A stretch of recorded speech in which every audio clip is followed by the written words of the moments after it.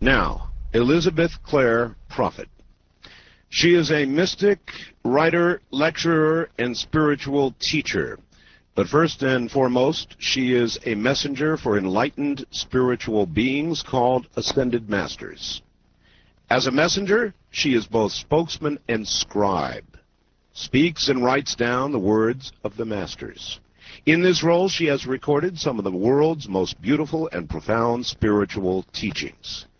The vast body of work she has produced includes more than 1,800 messages, or if you wish, dictations, that come through the agency of the Holy Spirit from various ascended masters, archangels, and other advanced spiritual beings.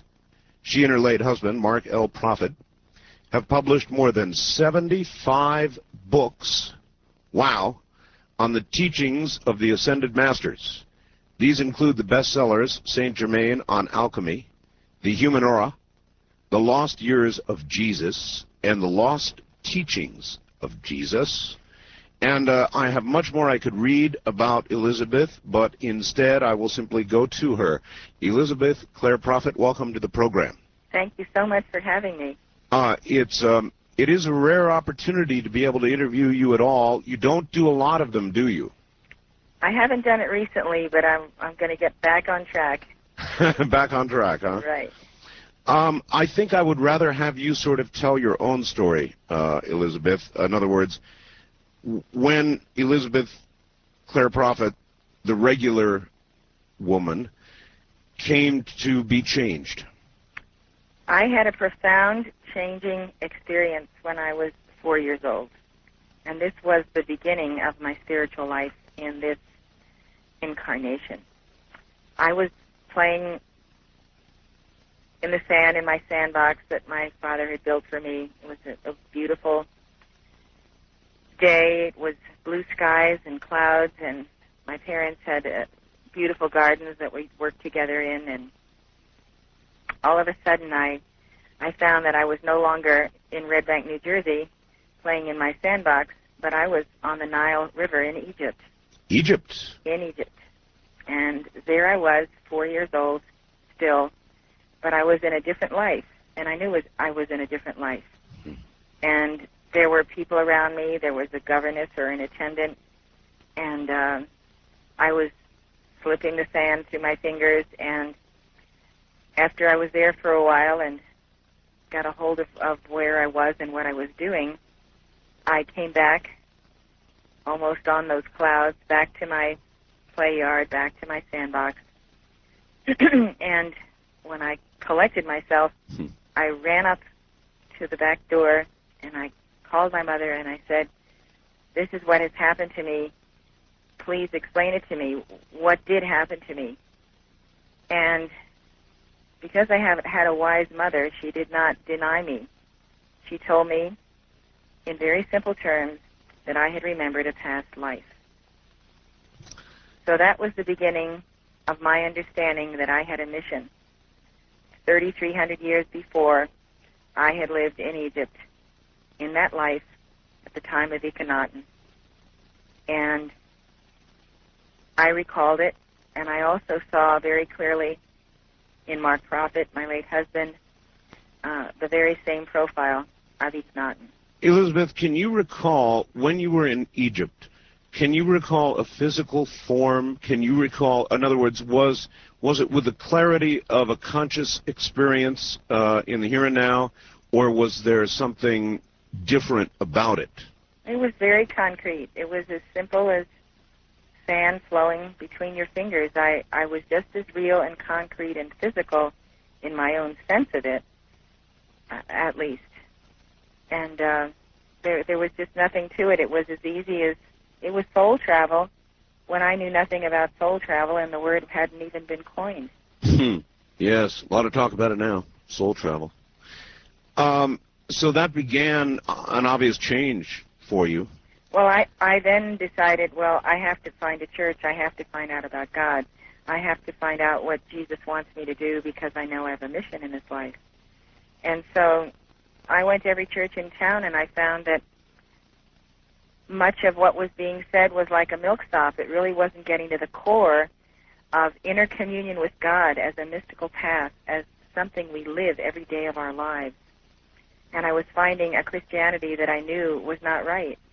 I knew in my own heart that Jesus taught the mysteries and that he gave them to the inner circle and then to the wider circle of the other 70, and that somehow world religion today, or Protestantism and Christianity itself, Catholicism, were simply not willing to tell the truth about the message of Jesus Christ, and it became a fire that would burn in me that I could not put out. I had to follow that fire until I would have all the answers. You are convinced that there is a big missing part of Christianity not told that involves the teachings of reincarnation. Is that about right? That's absolutely true, that reincarnation was removed in 325 A.D. in the Council of Nicaea. I believe that is absolutely correct, yes. And Why was it taken out? Was it a fear? it was a control factor as they recrafted Christianity and stripped out everything that was wonderful about Jesus Christ and the saints. They wound up with the theory of reincarnation that was kind of a leftover. And what happened was they realized that they would never be able to control their followers if they retained reincarnation. So they threw it out. They absolutely threw it out because they wanted people to know that they only had one life, one chance to make it. They'd either go to heaven or hell. And if they had left the people to reincarnation, they can say, well, we won't go to church in this life. We'll go in our next life. Would also affect the fear of death itself, I suppose. And as you point out, control. Absolutely control. Constantine thought it would be a good idea to consolidate Christianity, and he was convinced by everyone else that reincarnation could not be left in because then you could not control the people. So their theory was the way you get to heaven is through the church, when in reality what Jesus taught us, we get to heaven through the flame, the eternal flame of God that burns on the altar of our individual hearts. So you in no way deny Jesus. You simply deny the accuracy of his teachings. Well, no, that's wrong. I'm sorry. The way they were passed on. That's right. And Origen of Alexandria and many very sharp people were not able to undo this. So Nicaea led inevitably to the rejection of reincarnation, since reincarnation goes along with the idea that salvation is a matter of individual effort rather than status in the church. Elizabeth, what do you consider to be the best evidence for reincarnation? Regressive hypnosis, that sort of thing? What is the best evidence? I think the best evidence comes to us when God sends an angel to us because we are ready to receive an understanding that we've had a recent past life, and that angel opens that past life to us and says, oh, okay, these are the good things you did in that life, and you've made a lot of progress in your field, etc., but these are the other things, the negatives, that are not so good.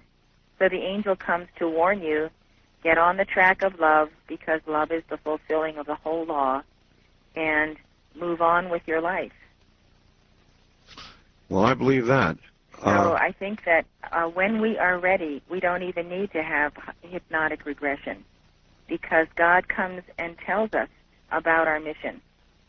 There has been, though, impressive evidence rendered by a lot of studies, done by clinicians with regressive therapy and taking people back into prior lives.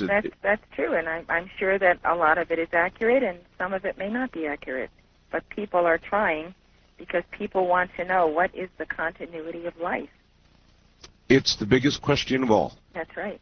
And you're saying there certainly is a continuity of life. Now, I have a whole bunch of questions about reincarnation. Is it an endless process? No, it's not endless. It's not endless. It is not endless. We come to this world, and this world is a schoolroom. We learn our lessons here. We come back again and again because in the course of being here, we may wrong life. We may move against life. We may suddenly decide that we're jealous about something that's happened in our world, and here we are making karma.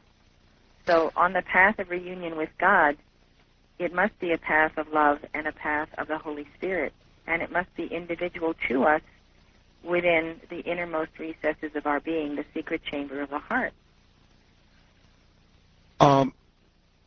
There are a lot of obvious questions about reincarnation, and I guess they're answered by karma, but I've never fully understood them. For example, it seems as though people in this life, a lot of them, the bad guys, get to live long, luxurious, wealthy lives, and a lot of poor people who are do-gooders seem to suffer, and they are the poor and the starving all over the world.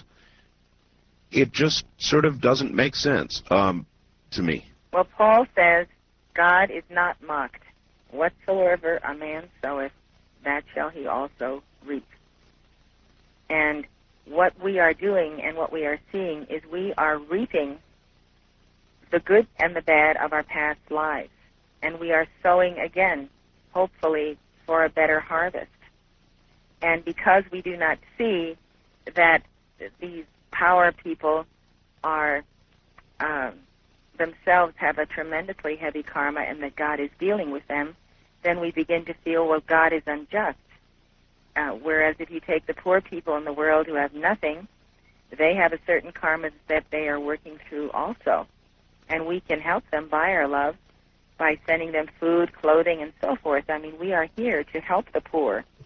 And we have to realize that this power elite, a certain part of it, is not even the type of people that most people are on earth. These are powerful beings that are fallen angels that move on the left side, the left side of the coin, if you will have it. Oh, and they come to an end. And that's why John the Baptist went out into the wilderness and called them a generation of vipers. Who hath warned you, to come out here when you have done all these evil wrongs? So John the Baptist was challenging them all the way. But what the children of God have to become is sons of God, and to look for the empowerment of God to ultimately challenge these fallen ones who move in our midst to control the monies of our institutions, of our countries, and do manipulate society. Is there a war going on now? There are wars within our members. Like I could have a warring within my member where one part of me is at opposition to another part of me. And then there are threatenings of world war. There are always people on this planet. No, I meant on a spiritual plane. In other words, you mentioned... like Armageddon in another dimension? No, just a very strong present conflict between whatever it is that creates evil now on Earth and our Creator. It seems like there's a war going on, and I sometimes think the dark forces are winning. Well, the war's been going on a long time. Aliens arrived on planet Earth, according to Zechariah Sitchin, about 500,000 years ago. And there's a certain group of people in this world who will never say die. They will always be engaged in some type of war, and also in the desire to amass wealth and territory. Mm-hmm. And that still is in the minds of adversaries in the United States and throughout the world. War is still a business in this world. Certainly is. I have written a book myself. You've got a brand new book. I wrote a book, and I'll just briefly tell you about it and see if I can get a comment from you. It's called The Quickening, Elizabeth, and I've spent about 13 years in this incarnation of this radio show, and during that time, every day, religiously, I study the news. And I have noticed over the last decade or so that events in every single area of human endeavor, social, political, geophysical, economic, in every endeavor of human activity, events appear to be accelerating at an exponential rate. And I just called it the quickening. It's just a name I gave to it. But it seems to me that we are headed for an event. I am not a prophet, and I don't know what that event would be, but I see us racing toward something at an ever-increasing speed. What might that be? We move in cycles, so we are at the conclusion of the Piscean age. The cycles are approximately 2,150 years. And, for instance, during the age of Pisces, we have reincarnated again and again. And some of us have sown well and reaped well, and others of us have gotten into all kinds of different practices in the Middle Ages, of witchcraft, black magic, and so forth. What's happening is when you come to the end of an age, there is a recompense. And all of us who have been in the age of Pisces need to balance the karma we made in that age, the good karma and the bad karma. And if we come out on top with more good karma than bad karma, that's good. But many times, because people do not have real spiritual teachers, they don't have guides, they don't have prophets, and the Dark Ages descend, the people do not know the way to go. And so we find ourselves making karma when we should be balancing karma. So the karma of the Piscean age has fallen due, and it is accelerated, and it is coiling down into the physical plane. It started out in the etheric level, then it goes to the mental belt, then it goes to the desire body of the earth, and then it finally hits the earth body itself. And that's when diseases come about, all kinds of wars, all kinds of tornadoes, hurricanes, upheavals, deaths, all kinds of strange things start happening because individual karma is being visited upon each one of us. Well, that's exactly what I see coming. I've got a kind of a favorite analogy, maybe not a very good one, but I think an accurate one. There was a time in this country when if somebody wanted to rob a little 7-Eleven or a convenience store, you know, they'd go in with a gun and say, give me your money, and they'd put it in the bag and back out the door, get in the car, and speed away. Today's robbery seems to include going in with a gun, saying, give me your money, and then as an afterthought on the way out, with no regard for life whatsoever, killing the guy behind the counter, then speeding off. In other words, there has been a cheapening of life. It doesn't mean what it once did. I agree with you, and totally. It's frightening, and I think it starts with mothers going to work. And mothers have to be home with their children. Otherwise, they don't have that nurturing and that sense of reverence for life. In your view, Elizabeth, is there any turning back, or is our course in this acceleration of events unalterable? Did you say unalterable? Alterable, yes. Are we unable to change what is coming, whatever it happens to be? I think that permanent change comes through the Holy Spirit. And I think we should all be communing with the Holy Spirit. We should know that the Holy Spirit is not just a spirit, but also a very high master, who is called the Great Lord, the Mahachohan. All right. Elizabeth, Clare Prophet, hold on. We're at the bottom of the hour. Once again, Elizabeth, Clare Prophet. Elizabeth? Hi. Hi.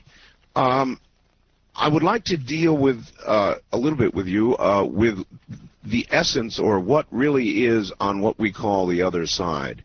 It's humanity's greatest question.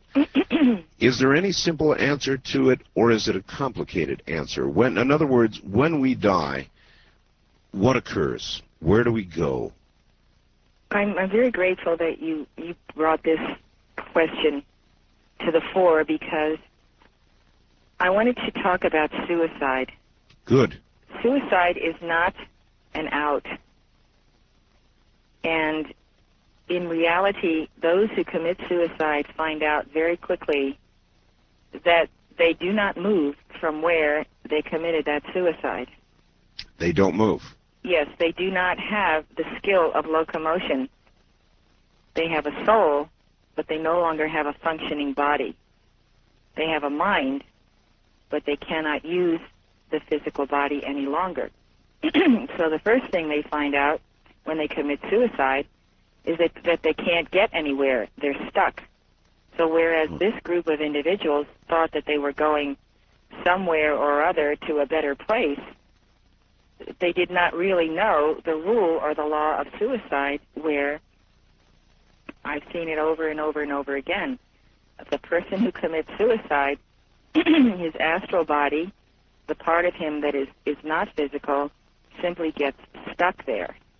So what I see happening in this house as this event unfolds and takes place is that these individuals woke up to the fact, after they committed suicide, that they have gotten nowhere, zilch. They're not going anywhere. So now, as they have discovered that suicide is not the answer, they're engaged in arguing, fighting with each other. They're not touching each other, but they are reaching a level of being absolutely furious because they've been duped, and now they can't get back into their bodies. I don't believe in Kevorkian or anybody else's reasons for suicide. I think it's really playing with life and death. So what we have here is a group of souls who are stuck. They don't reincarnate? I'm talking about these individuals in the mansion. Yeah, in in Los Angeles, right? That's what I'm saying. They're literally their spirit or their soul. And by the way, may I ask, is the spirit and the soul the same thing? No, not really. If you take soul with a lowercase s, you find out that the soul that is within us, and it is attached to the solar plexus chakra. Actually, it's attached to the seat of the soul chakra just below the solar plexus. That is the place where the soul resides in our bodies. And that soul does not have immortality until that soul becomes the bride of her holy Christ self, who is at a much higher plane. So as long as the soul does not have immortality because she has not balanced her karma, she is vulnerable to going through death. So what we want to do, what is our responsibility as people, is to protect our soul and to elevate that soul until that soul becomes the bride of Christ within us. Then we make the step from our mortality to our immortality. I don't know if you've heard of the Blessed Mother of our Lord, but she has counseled us to pray unceasingly for souls who will die unless they come into union with God before the end of this life. And that's part of being at the end of the age of Pisces. Can a Buddhist achieve that? Anyone can achieve union with God. Anyone can nurture the soul so that the soul then becomes a part of the reality of ourselves. Our highest reality is the I am that I am, the manifestation of God as Moses taught us. And then comes the mediator between that God and our lower self, and that mediator is the Holy Christ self. And each one of us has a Holy Christ self, and sometimes we call that person our guardian angel. The Holy Christ self is our mentor and teacher, and he stays with us lifetime after lifetime after lifetime. And when we walk and talk with him and commune with him, he teaches us profound truths. But if we're not listening, because we have too much noise all around ourselves, yes, then we don't hear what the angels are saying to us from inner planes and from the heaven world. Well, we have a lot of noise going on in this world of ours today. You believe there are many planes of existence, etheric, astral, mental.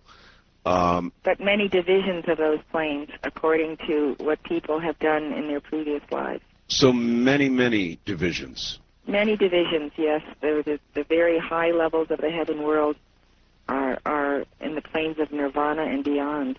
I interviewed the late Robert Monroe before he died. Have you read his writings? And No, I haven't. you have not. No. He talked about the various planes as well, and I was just wondering if you would, but apparently not. I should get a hold of that book. But getting back to these individuals in this mansion. Yes. Loved ones should pray for them that their souls be taken out of that mansion and to a plane of existence where they can understand where they went wrong and why suicide is never acceptable in the sight of God. They need a lot of prayers. Otherwise, they're going to be stuck right where they are. Elizabeth, when, say, these 39, actually in America, in the last year we had stats for it, 1995, 30,800 people committed suicide. Now, there are a lot of records of hauntings and spirits seen or heard or felt or poltergeist, or there's a million names for them. Are these beings that, for the reasons we're talking about now, are stuck here in effect? The soul of the deceased is stuck where, what is the saying that goes? Wherever we are, that's where we lie. You know, in a conclusion, after a fashion. So a kind of... What we're saying here is the soul is sealed in the seat of the soul chakra, and that soul must move to gain her immortality. These individuals need to have their loved ones and all of us pray for them to get out of this level where they are stuck and into a realm of the heaven world where they can learn what went wrong, why it went wrong, and how not to do it again the next time you have an opportunity to once again be born through a mother and have life again. When you received news of the cult suicide at Rancho Santa Fe, how did you react? I felt tremendously aghast because I've seen this happen so many times where people think suicide is an out. And it came to me as just another excuse, another reason not to face life and face its challenges. And if I could only get that one message to people, that if you commit suicide, you are going nowhere. And it may take you a long time before you find another mother to bring you into this world so that you can fulfill your reason for being. So in other words, you've got to play your hand out all the way, wherever it leads, however it goes. Absolutely. I mean, that's the joy of life. We don't know what's coming around the bend. It could be pain, sorrow, and it could be followed by a tremendous victory. At any time we would cut off our life, we might lose the best of it. You have, in Montana, Elizabeth, built, what do you have there? What do you say you have there? Is it a ranch? Is it a place where people simply gather to hear your message? We have a community, which is a community of the Holy Spirit, and we produce our publications and our teachings. We have a center where we nourish our churches throughout the world. Mm-hmm. We're located all over the world, and we publish our books. We nurture those who are in our centers around the world, and it's an ongoing mission to bring the lost teachings of Jesus Christ into the Aquarian Age and to learn from Saint Germain, the hierarch of the Aquarian Age, how to use the violet flame to transmute our karma. When does the Aquarian Age begin? Well, you know, ages seem to crisscross. It seems like the Piscean Age has been coming for the last 400 years. It gets stronger and stronger and stronger. And overlapping it is the Aquarian Age that is also coming in, but has had its beginnings earlier. So there is that overlapping when Pisces and Aquarius move together, and then finally Pisces is concluded, and we really feel the winds of Aquarius for what they are. So we're in that period of change now? Yes, we're in that transition right now. How long will that last? Well, the age of Aquarius will be that 2,150-year period, just as Pisces had that same figure. And so we are entering Aquarius, much of what is happening right now is Aquarian in nature, such as technology, such as computers, such as all kinds of advancements in medicine. Everywhere you look, fantastic leaps are taking place, and people are moving on to a tremendous ability in technology which goes along with the age of Aquarius. Well, we certainly are moving rapidly. Yes, we are. And I sometimes wonder if not too rapidly. For example, the recent news that it at least is possible, they think, to clone a human being. Oh, yes. I'm not sure that we're prepared for the moral and ethical and spiritual questions that we're going to have to struggle with to be able to do this right now, are we? Well, my take on this is you can create a body as a clone, but you cannot create a soul. Only God can create a soul. Only God can endow you with the spark of eternal life. So then, if you clone someone and there's no conscience, there's no inner threefold flame, there's no inner Holy Spirit, then who, pray tell, is this clone? Can a clone replicate everything we've done in this life, a past life, all preceding lifetimes? Boy, I don't know. Well, that's the big question. Or is this some kind of a blank piece of paper that we, like a cutout, you know, we cut around the edges and then we come up with the picture of a man? So you're concerned that might be a soulless being? Absolutely. I mean, who's going to create a soul for that body? Where's that soul going to come from? It's not going to come from nowhere. It might as well be an animal. It might as well be some kind of a human animal. Well, then, and perhaps it would be. Until we do it, I guess we will not know. Then, what about the process of reincarnation itself? The age-old question that I might as well ask you. There are consistently more people on Earth, and more people on Earth, and more people on Earth. And the obvious question is, where are all these souls coming from? Previous incarnations, or what is the answer to that one? The answer is that over many thousands of years, even 10,000s of years, people have continued to reincarnate on Earth. They haven't had the world teachers, the great mentors, so they don't know how to get out of this human existence, so they make karma. We all make karma unless we're very fastidious about it. We have to keep our harmony. We have to love God, love one another. I mean, attaining union with God is a challenge. And so here we are with many, many people being born, and then many, many people who don't attain union with God. So now there's this weight on planet Earth of people who should have gone on in their evolutionary chain, who have not gone on because they have not passed the certain tests they should have passed in entering into or merging their soul with their Holy Christ self and ultimately becoming one with God and never returning again in this physical octave. All right, well, that then brings up another question. You know, there are a lot of young people today. There are so many things going on that are, for me, indecipherable. For example, little children killing other children, dropping them out of windows, shooting other children without a thought to life. Very blank-eyed, you would almost say when you look at them, soulless children. Is that going on Earth today? Are there people walking around who, as we understand it, literally don't have souls? Well, the soul, as we've discussed, is mortal and therefore can be terminated.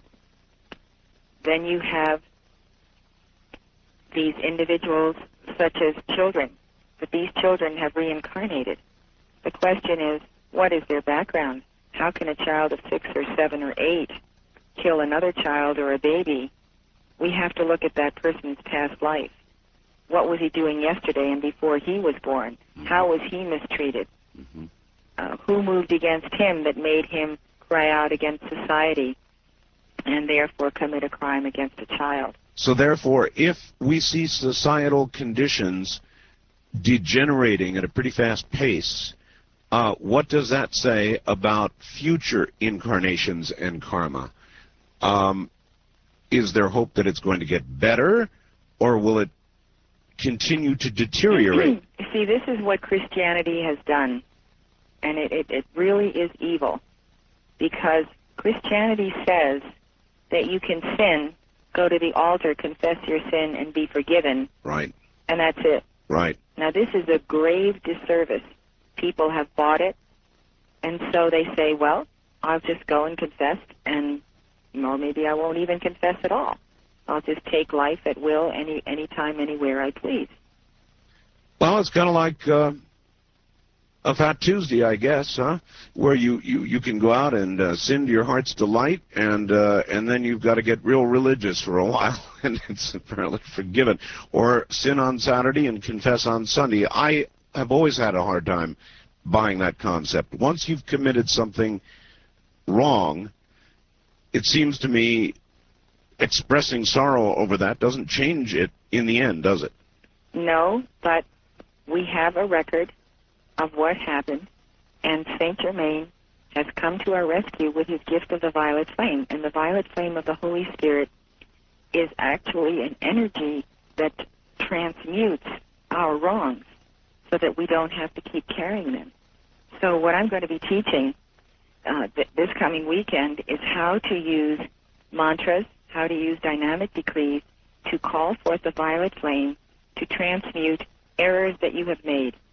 I think all of us have known a moment in our lives when we were very unkind to someone. You we bet. were angry, we got upset, we look back on ourselves and we say to ourselves, how could I have done this to this person? Exactly. And so along comes the Holy Spirit and dynamic decrees which we give, which in the science of the spoken word, we give mantras, and we call for the violet flame to transmute the karma we made in that unkind interchange. What is the violet flame? The violet flame is the flame of the Holy Spirit. It is the color of violet. Many of your listeners tonight may actually have someone there in their homes, and they can see the aura around the person, the violet light around that person. Oh, yes, auras. Yes, and so when the aura is in that level of the violet flame, it's highly attuned to the Holy Spirit. All right, take a good rest. We're at the top of the hour. All right, back now to Elizabeth Clare Prophet. Welcome back. Hi. Hi there, Elizabeth. May I ask you a little bit about the press? Now, for a long time, you did not do interviews. Now you're going to go back on the circuit again. And I'm wondering how you feel in your life you have been treated by the press, local, in Montana, national, when you have said things, when you have been in the news. How would you rate your treatment by the press? Oh, I would say it's capricious. Now and then you get a good article, but you don't always, and depending on popular opinion and how much opinion there's going for you or against you, the press will follow the popular opinion. I've had very good articles in the Wall Street Journal, other international papers, and when people are on to you and they feel that you're weak, then they move against you. When they feel that you're strong, then they don't move against you.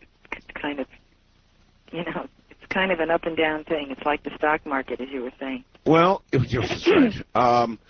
You had an interview not too long ago with 2020, and I thought they did something of a hatchet job on you. How did you feel about that? Well, I have my PR department and my man who takes care of the press, and I don't bother looking at that stuff. So in other words, you even after the interview, you don't watch to see how much of you has been left on the cutting room floor? No, I'm not interested. I am absolutely not interested in it. I am in communion with God. I do my job, and I can't just follow what people are going to say about me. All right. After the suicides at Rancho Santa Fe? Did you review any of the material from the Heaven's Gate website, or any of the material about what these people believed? I peripherally looked at it, turned it over to my staff who deals with these kinds of matters that have to do with touchy subjects that would reflect on us and so forth. Sure. And they do a really excellent job. I have a department, a PR department devoted to it. Otherwise, you know, I could be called away every single day because of something somebody said in the newspaper. Sure. And I decided to just quit it. You know, I don't have to hear about these things. I certainly was concerned, very concerned about this event happening, however. Of course. There's no question about that. All right. So that the audience might understand and I might understand, I read a lot of the Heaven's Gate material. Yes. And frankly, there is not a lot of difference in terms of what they believed regarding planes of existence and some of what you talk about. What is the difference between the path that they took and the path that you're on? On the path that I'm on, suicide is always unacceptable because it's taking God into your own hands. And that's what I feel is the downfall of anyone who takes his life. I couldn't agree more. Otherwise, though, if you did a little bit of reading about their belief systems, they were not altogether on the wrong path, were they? No. Then how did they get on the wrong path? I mean, how do you think it happened? Do you have any idea how you get from where you are to where they went? What went wrong? I came to the conclusion as I was pondering this subject this week that these people do not have enough of the God stuff in them to be centered in that flame in the heart to remain as individuals. It seems that at some point they gave up their independent identity and became one group who are all going to do the same thing and they're all going to go somewhere together. It's very odd to me that highly intelligent people cannot see the folly of their doings, and I had to conclude that they must not have spent much time meditating on the tremendous power that God has placed in the heart flame that beats on the altar of our heart from the time we're born to the time we leave. That is the heart flame of God.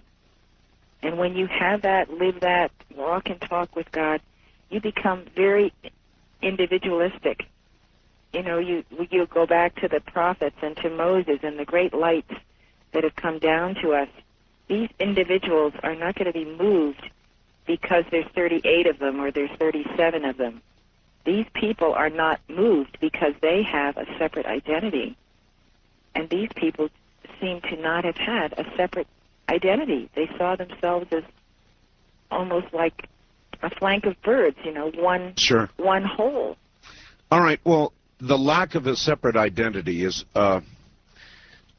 typical of the way people will describe the effect of somebody in a cult. And, of course, people have said that what you do amounts to a cult. I'm sure you argue with that. To me, it seems a cult, as opposed to a mainstream religion, only seems to be a difference in size. I can't quite figure it out. A cult is very difficult to define. But apparently, in the classic sense, you have just suggested that these people were in a cult, that they had no separate identity, and that was stripped from them. You do not teach that, do you?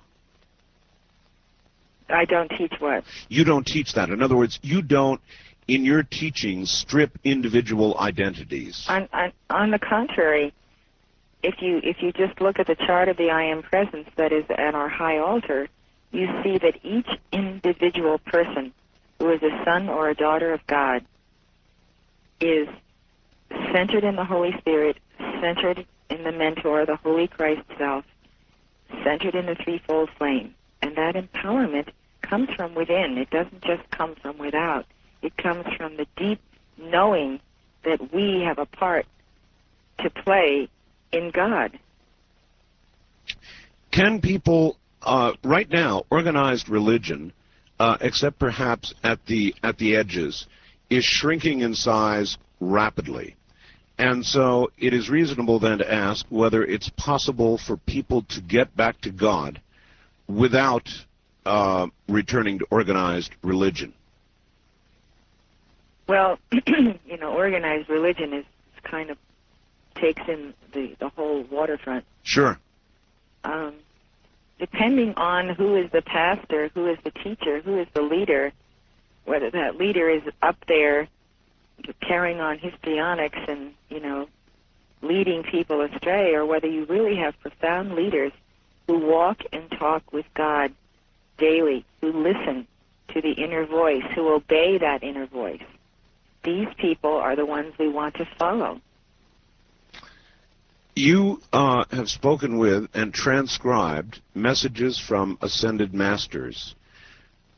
What can you actually tell us, if anything, about what the future holds for us, for humanity, for our world? What do you know of, in other words?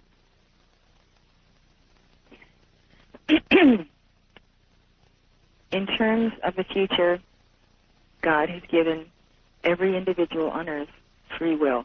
Free will.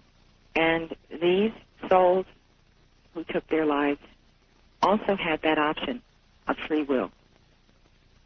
Now, if they saw their free will as identical with the free will of their leader, and there was no clearly defined border of who I am and who the next guy is, that to me is what leads to like a colony of mushrooms that are all in one piece, instead of having a separate identity and saying, I want to live, even saying it at Sure. the last minute. No, I'm Sure. not going to take this drug or whatever it is. Sure. Because I want life, not death. And they didn't seem to have it. Well, my question, though, goes now more to what you think is in store for us. I guess you have been handed some information, hopefully, I guess you have, that we don't have, regarding our future. Can you tell us what you know? I think that the future can be bright if we walk in the footsteps of the great religious reformers of all time. Mm-hmm. And I think that if we decide to go into drugs and allow our children to do so, we allow our civilization to go down. Exactly. And we don't fight for the rights of our children to be who and what they are. We don't fight to get heroin and drugs out of the schools. If we aren't really fighting, we will see the consequences of our actions. I believe God has given us free will.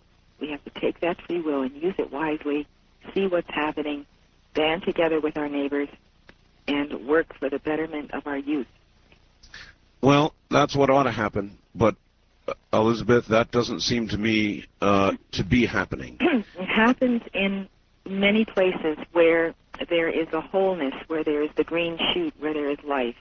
There are many communities around our nation and around the world where people really do have a solid family core, and where they are not losing and going down the mudslide of civilization. Is that why you established what you have established in Montana to be a green shoot in the middle of a bunch of brown weeds? I think that this came about when my husband, the night before he passed on, Clare Prophet, who founded this organization, told me that I should move my headquarters to Montana. So I followed his instruction, and we moved here. Did he tell you why? He felt that we would be facing many challenges, especially in the 1990s, crossing over into the year 2000, that we could be seeing war again, perhaps a third world war. We could see nuclear weapons. We could see a breakdown in society. We could see the problems of our military, that they do not realize that we must have defense, even though we may never use that defense. We need to have that defense in place. We know that Russia is still building armaments and weapons. As a matter of fact, there's a story that ran yesterday in a lot of papers that the Russians, for whatever indiscernible reason, are building very deep bomb shelters. Now, that doesn't sound to me like a nation that's thinking war is all gone and over and nothing to worry about. They're building very deep shelters in Russia. Well, they have been building them for many, many years. I would say at least since the end of World War II. So the Russians mean business, and they are building those shelters because they are determined that they are not going to be the ones that are going to lose this fight. And the Russians believe that he who hits first is the victor. Well, they may be right. Yes, they may. Or perhaps everybody is the victim. However, they've decided that at least some of them, no doubt the elite, shall survive. And to some degree, then, it is fair to say that what you have built in Montana is your own, what your ex-husband, your former husband, told you to do. To build our shelters, to be prepared to survive. So many people today in the United States say, well, why should we do anything? Because we don't want to be here. We don't want to be in a world that's had a Holocaust and all of this fallout on our heads, on our houses, on our people. So we're not going to worry about building shelters. We're not going to worry about the future because we don't want to be around. Wouldn't want to be in a world with a bunch of dying people and radiation all over the place, that sort of thing. And so we then decided to say, okay, we're going to choose life, not death. And life may entail that we be underground for a number of weeks if there are nuclear weapons that come across the United States. And after that, and after the fallout settles and we come out, we have prepared our seed. We've prepared those things that we can grow. We're prepared to till the earth. We're prepared to survive because we believe it's our responsibility to live and to send forth our posterity to once again recreate this world the way God intended it to be. And the United States government is not providing what the Russian government is providing for its people. No, it's true they're not. And it's reasonable to ask why the Russians are doing this if they show, if it's going to be war no more. So I tend to agree with you. Do you have any sense of when this might come, where it might start? I mean, do we look at Israel in the Middle East as so many people believe? Is there a way that people can know the time is drawing near? I think the time is drawing near, and I think while this time is drawing near, the most important means we have of change is transmutation by the violet flame of the Holy Spirit.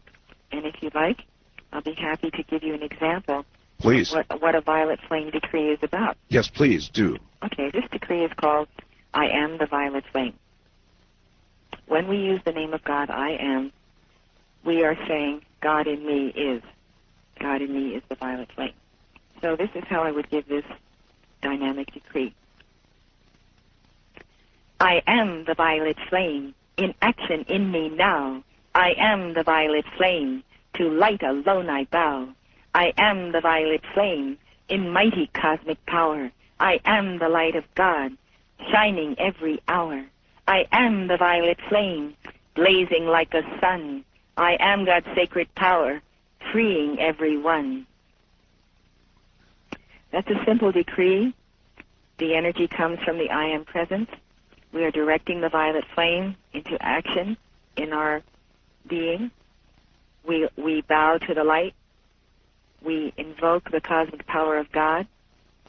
We visualize ourselves in a blazing sun, and we call for the freedom of everyone.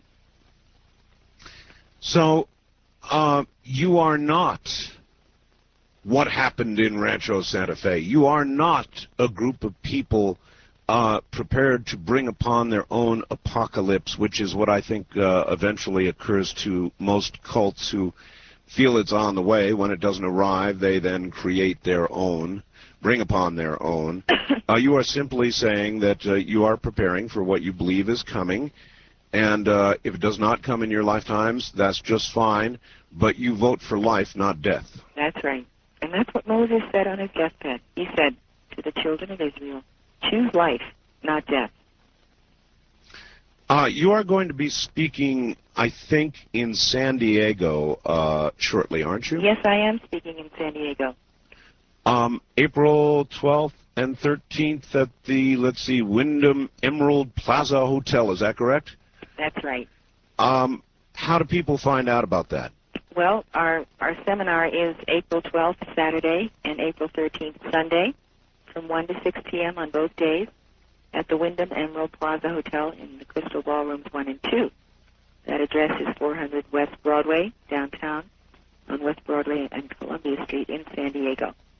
Why have you decided to go back on the circuit, to go back on the air? You've written a book suddenly? Yes, I've written my book. And suddenly you're very public again. What changed? Why did you decide to do that? Because I feel that we have a window of opportunity of 3 years or less to give people a real spiritual dimension and a Holy Spirit-centered life where no matter what happens to them, whether we go into a golden age or whether we see a period of great darkness, that the people I talk to, that I give that empowerment to, of the science of the spoken word, that they will have something to hang on to no matter what happens in this world, in the United States, and the whole planet. Do you think, in fact, life will go on? I visualize a change, and I don't know what it is, whether it is a gigantic spiritual event, a physical event like a war. I have no idea. I just know we're racing towards something, and it seems to me there will be something on the other side of that. It's not the end of the world, but there's going to be a big change, isn't there? I think so. I think that life will go on, but it may go on quite differently, and I think it depends how much prayer force we bring to the altars of our churches, our synagogues, our mosques, our temples. All right. Elizabeth, stand by. We're at the bottom of the hour. Once again, back to Elizabeth Clare Prophet. And Yes. Elizabeth, Yes. I would like to ask you kind of an off-the-wall question. I am very definitely married to my soulmate. It's not something that I had to consider. I knew it instantly, and I've known it ever since. How do people find that person out there that really is their soulmate? There's a lot of people on the planet right now. How do you go about searching out that person who is right for you? I think if you clear your aura and the aura of the etheric, mental, physical, and desire body, if you make yourself a clear transparency, it's almost like you're a lighthouse. You have the light going out from you, and your soulmate may recognize it from the other side of the world. It's almost like when looking for one's soulmate, you almost have to be a sleuth because there's so many millions of people in the world. But truly what God does is he brings together those whom he desires to bring together, and many, many people have married a soulmate. So then it's something you have to do. It's not like going out and just searching and searching and searching, or bar hopping, or whatever it is people do to try to find a mate. Mm-hmm. But it's something that comes from you and is then recognized, and it just happens. I think it happens. You know, I believe in love at first sight. I think you can recognize your soulmate the moment you see him or her. Exactly. I do too. I experienced that. Could you explain to the audience just who Saint Germain is? Who is he? What is his role? That sort of thing. Each one of the ages, the 2,000-year periods that we're talking about as ages, there is a ruling hierarch of that age who carries a specific flame. And the hierarch of the age of Aquarius is Saint Germain. And there are angels and legions of light, all of whom serve him on that seventh ray of Aquarius. So it is his time to rule the world for that 2,000-year period. Saint Germain was embodied as Francis Bacon. He was embodied as the prophet Samuel. He had tremendous skills and ability in the French courts. He could change metals into gold. He was known as the Wonder Man of Europe. He made his ascension several hundred years ago, and he is the one who will guide us through this 2,000-year period, and he is greatly beloved by his students throughout the world. And has Saint Germain told you, and I mean you, not your late husband only, but yourself as well, what is just ahead for our world, this transition?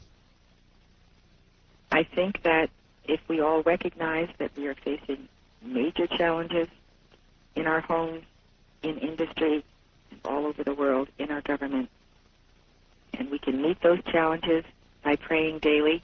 We can set aside 15 minutes or 30 minutes, give a few mantras to the violet flame to bring that into our households. That can make the difference.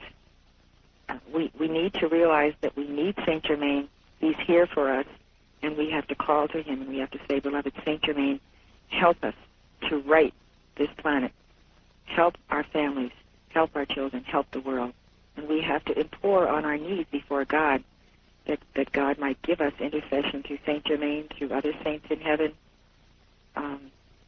We have to be a part of the process, and we can't give up. We have to work as hard as we can to make this happen, to turn around the darkness of the world. And if it comes upon us, then we can say to our posterity, we tried, we gave it our best, and this is what we were able to accomplish. In Montana, do your neighbors understand you for the most part, or misunderstand your message and what you're saying for the most part? Well, we've had the Royal Teton Ranch since 1981 when we purchased it, and it's now 1997. So our neighbors, the people in Montana, the people in the capital and so forth, they've gotten to know us, and we get along very well with the people of Montana for the most part. All right. I'd like to let a few in the audience ask you questions, if you would not mind. That's fine. All right. Let's give it a try. First-time caller line, you're on the air with Elizabeth Clare Prophet. Hi. Hi. Where are you, sir? Columbus, Ohio. Welcome. Welcome. God bless you, Elizabeth Clare Prophet. I have a question. Thank you. You're welcome. You've obviously admitted that you didn't get to where you wanted to go and everybody wants to go the first route. Maybe before that you had other experiences in reincarnation. I believe that, and that's true. Now, for your people that are people, everyone that's listening, tell them how they would know if they're new or if they've been struggling for thousands of years. Well, that's an interesting question. Yes. How do you know where you are in the process, Elizabeth? Well, are you talking about a brand new soul Yes. that hasn't incarnated before versus someone who's been here thousands of years? Yeah, sure. Have I been around a lot of times previously, or am I relatively new at all this? How would you know? Well, there are certain indicators that you see. First of all, the first root races, as they are called, never did sin. So they were on the planet for 14,000 years each a series of 14,000 years. And they fulfilled their reason for being on planet Earth, and they moved on. Then came the fourth and fifth and sixth root races. And they got mired with the fallen angels and the war that happened between Mars and Maldek and the planet Earth. And these individuals have occupied the Earth since that time, and this is why we have good and evil, because the bad intentions of many visitors who have come to planet have played themselves out over many centuries, and therefore we are in the grips of fallen angels and aliens who move against our children, who are tools for drugs, for tearing civilization down, for causing the burdens in people's bodies that have to do with why they're mentally ill why they are physically ill. Mm-hmm. But again, an individual, is there a way that a listener, for example, can discern whether they're a newbie or whether they've been around for a long time? Is there some way to discern that individually? Well, if you look at the sixth root race, it's the most recent root race to have embodied. These, for the most part, are the Christian civilization of our world. And many times these souls are trusting. They love Jesus. He is the only avatar that they have known.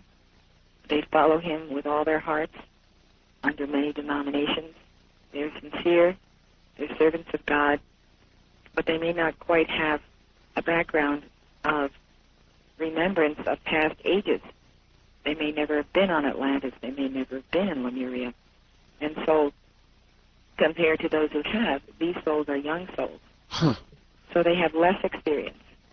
and their life is more simple. They see things more simply rather than so complex.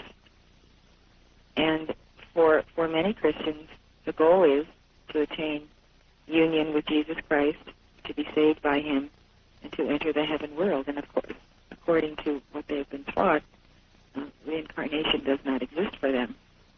All right.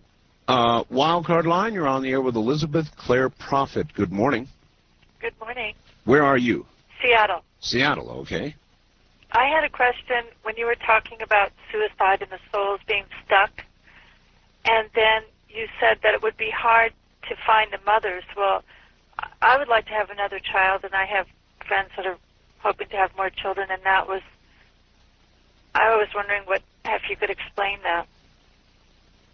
Well, if you want to have children and you can't have children, it's important to pray to God and ask God and his angels to intercede in your behalf and to give you a soul who is compatible with your family and whom God wishes to place there.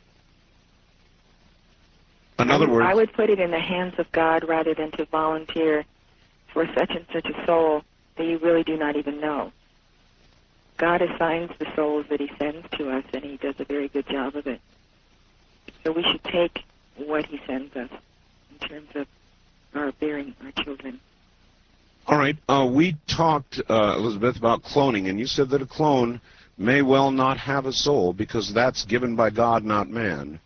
That's true. Therefore, is science a blessing as well as a great danger for us? Is there a danger in the path we're on right now, scientifically? Well, for one thing, we don't know, but what scientists of Atlantis were already cloning before Atlantis sank. That's true. And the products of these clones could have gone off of Atlantis to other areas, such as Greece and the Mediterranean areas. And for all we know, we may be walking around and rubbing elbows with people who were created by Atlantean scientists and have come down the chain of evolution and are here on Earth.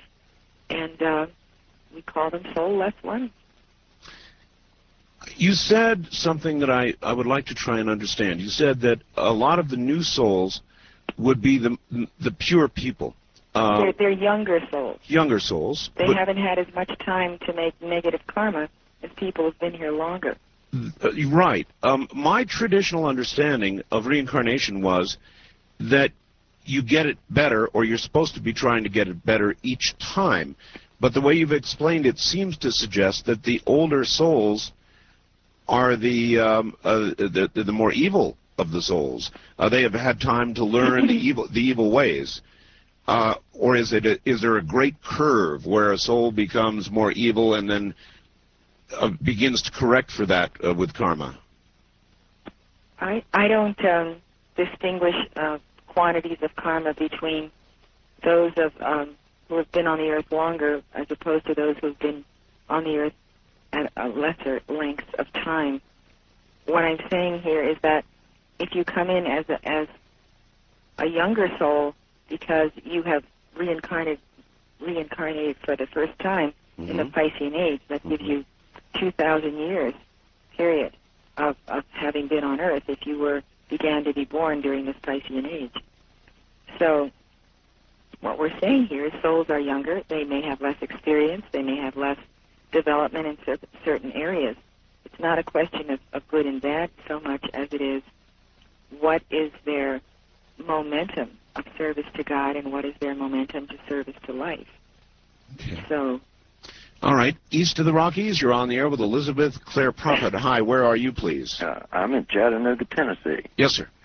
I became familiar with Miss Prophet's teachings many years ago, and I'm still, every day I decree, and I've been able to overcome tobacco and alcohol, and I've got a little bit of a cold right now, but I'm a very joyful person. I want to honor Miss Prophet's courage to come back out at this time and with her teachings of the masters, and because it is so difficult right now with all this cult stuff and everything. It's so difficult for authentic teachings to get through to the people, and I know she has taken more flack Oh, yes. Which speaks to me that she must have something going for herself to take this much flack, you know.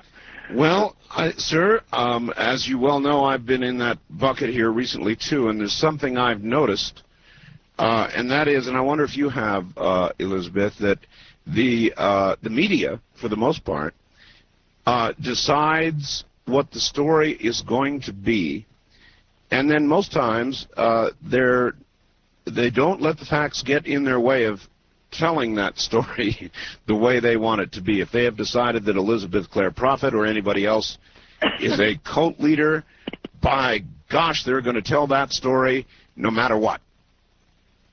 Do you see that? Do I see that? I've seen it for years. Seen it for years. Yeah, that's right. I just don't pay any attention to it. I know who I am, where I'm going, and I know what I can do for people, and that's my passion and my mission. And your reason for being here is not so much to refute that. You've stopped doing that a long time ago, but merely to get your message out. That's right. I have a message for those who want it. I'm not pushing it on anyone, but I have a wonderful message of the Holy Spirit and the violet flame, and I want to shout it from the housetops.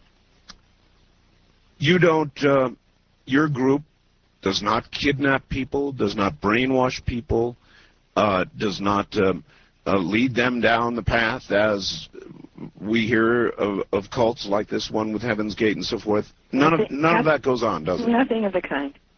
You're free to come here, enjoy our teachings, read our books, decide you don't want to stay, be on your way with our blessing and love, come see us again.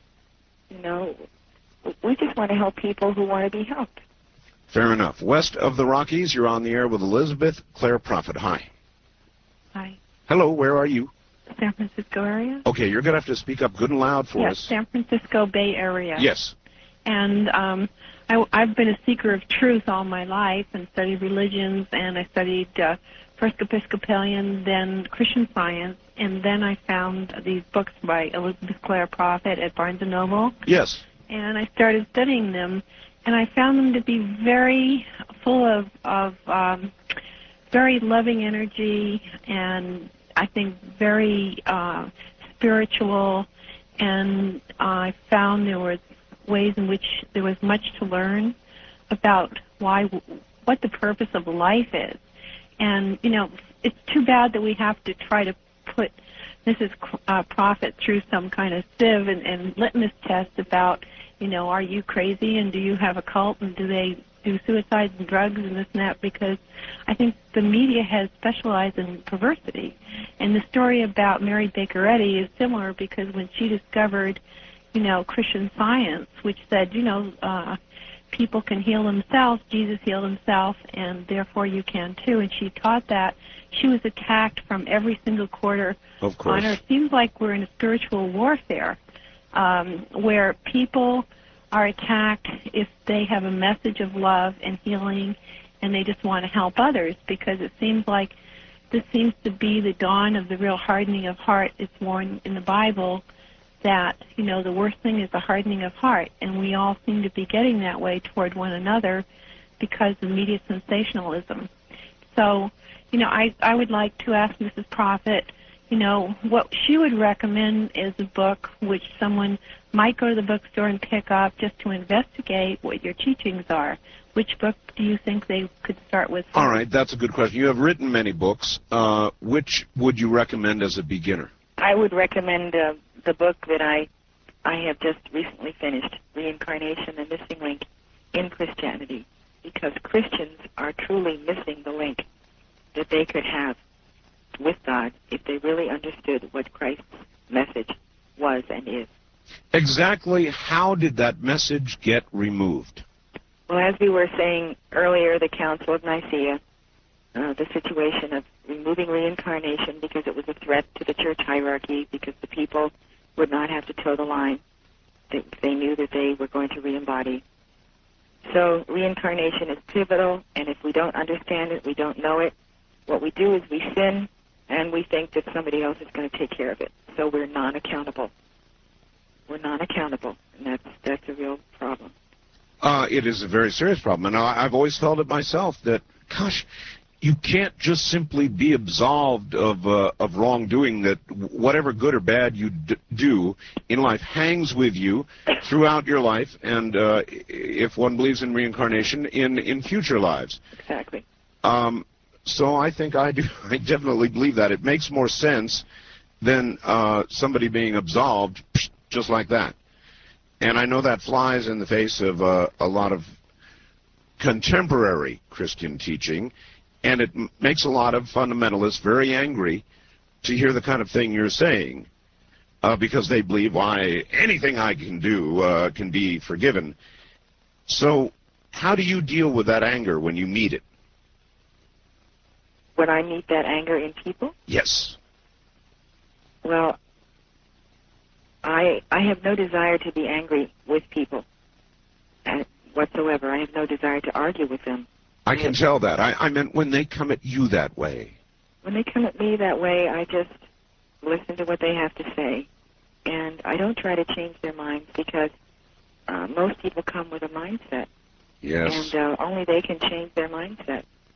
I pray for them that through the Holy Spirit, maybe they may become liberated and truly not have this burden where they feel they have to argue religion. I think it's a sin against Jesus Christ to argue religion. I do too. Elizabeth, we're at the top of an hour. Can you spend one more? I'll give it a try. Give it a try. All right. It sounds like you might be. Have you been doing a lot of talking? Quite a bit of talking, Quite yes. a bit of And I caught the same cold that my son got. He's going on 3 years old. They're little germ carriers, Elizabeth. All right, stay right there. All right, back now to a very rare opportunity to speak with Elizabeth Clare Prophet. Just a couple of more questions. Okay. I know you're starting to run out of gas, and I don't blame you. It's getting late in the morning. We talked about suicide quite extensively. Mm-hmm. What about, here's a really hard question, what about the other way around? In other words, when somebody has murdered, taken life in a premeditated manner, our society takes their life. How do you look at that? I look at it in two ways. Sometimes it's necessary to be in jail, to be in a penitentiary for a long time, for life, let's say. Right. But on the other hand, you have the situation where a person is sent to the electric chair for murder. Exactly. They could be in their 20s. Because I believe in reincarnation, I see that if that person has received this judgment, that person could be in embodiment within a year or 2 years or 3 years as a baby in someone's womb, who will come forth, grow to maturity, and will have to deal with that karma. Now, if you let him rot in jail between his 20s and he's 80 years old, it's a total waste. With reincarnation, he gets to come back again, re-embody again, meet the person that he murdered, have a resolution between the two, if indeed they can reach that plane of brotherly love, and the one who was the victim and the one who was the murderer can move on now. Oh, that's very interesting. So in other words, somebody who has been, say, electrocuted does not, as a suicide, remain bound here. Well, he's not a suicide because he is not willingly going. He was put in the electric chair. Exactly. Oh, yeah. Very, very interesting. So to me, you see, to let people rot away in jail, to finally pass on in their late years, then finally get to be born again, you're talking about maybe 50 years of a person's life and of institutions having to support people, whereas these people are going nowhere, and they get into a lot of trouble in jail in any case.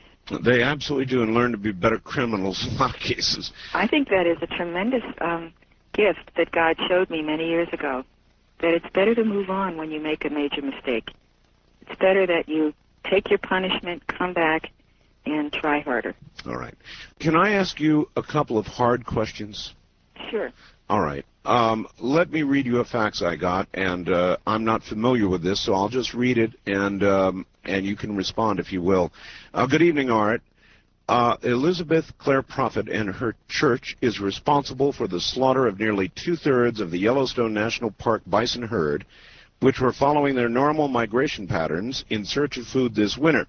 There is no, quote, in quotes, love in her heart for God's creatures. She is not being honest when she tells you of her love.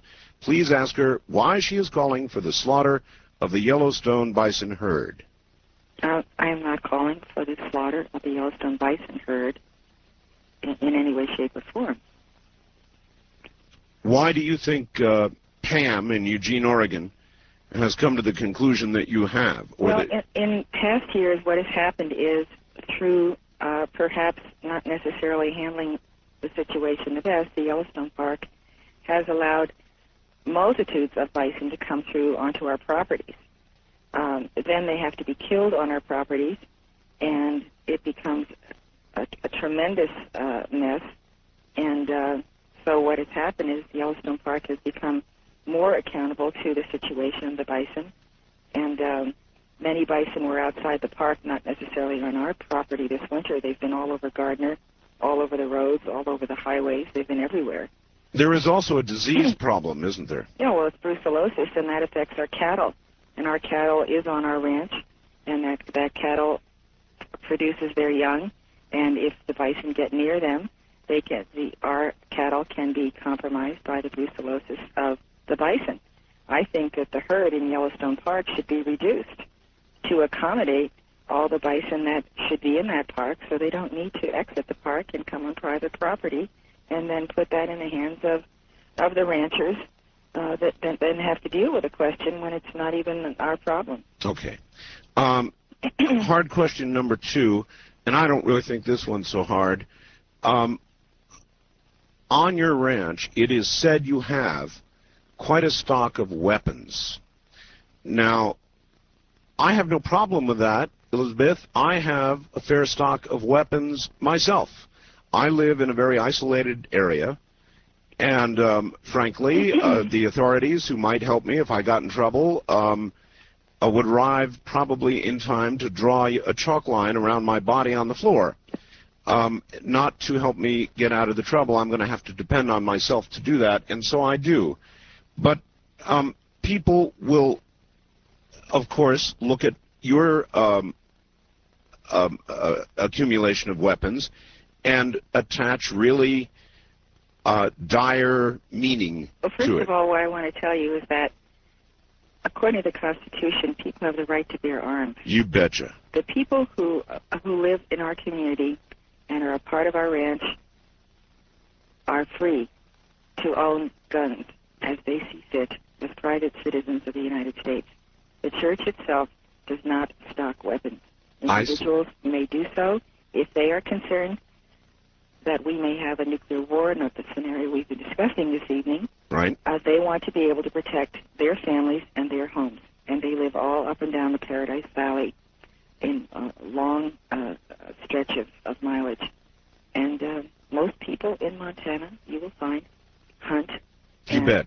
And they have their private weapons, which I don't think is any of my business or anybody else's business.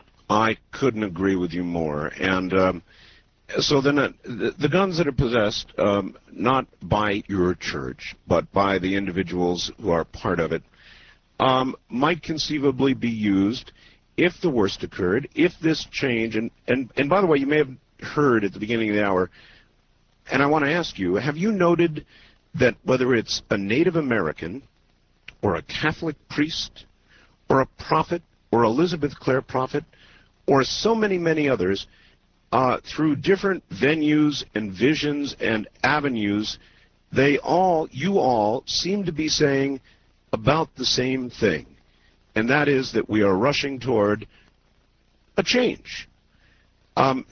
So are there other paths, Elizabeth, that are valid and are able to see the same things that you have been shown? I think that the mystics of the world in every one of the major world religions have a deep contact with God. And I think that people in the outer circles of religion also have a contact with God.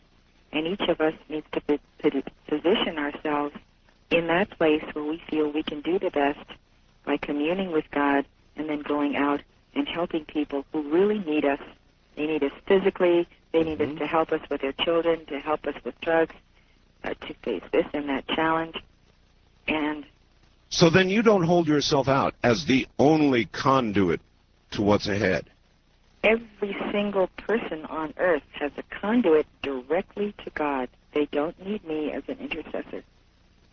Well, I hope the audience is sitting out there and really hearing this, and I trust a lot of my audience is. First-time caller line, you're on the air with a Do the Wild Thing. It's 702-727-1295. My friend, that's the one thing I can't let you do. Please do not give your last name on the air. Okay. So let's try it again. Just give us your first name and where you are. My name is Chris. I'm from Houston, Texas. Yes, sir. The whole spiritual thing, it goes a lot deeper, and there's a lot bigger picture than what I've been hearing tonight. And in what sense? The spiritual sense. There's for